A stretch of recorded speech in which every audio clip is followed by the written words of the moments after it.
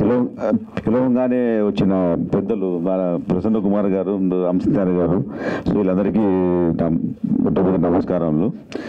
దాని తర్వాత ఈ సినిమా పేరు వింటూనే ఒక ట్రెండ్గా ఉంటుంది. చాలామంది ట్రైలర్ చూసిన తర్వాత ఈ బేబీనా అడుగుతున్నారు. సో ఇది బేబీ కాదు, దానికంటే ఇంకా బాగుంటుంది అనుకుంటున్నాను. సో మంచి యూత్ఫుల్ సబ్జెక్టు. యాక్చువల్గా మా ఫాదర్ ప్రొడ్యూసర్ నాగేశ్వర రెడ్డి అని 30 years బ్యాక్ ఆయన ఒక 3 సినిమాలు చేశాడు. టార్జాన్ సుందరి, సంసార వీణ, ప్రేమఘర్షణ అని.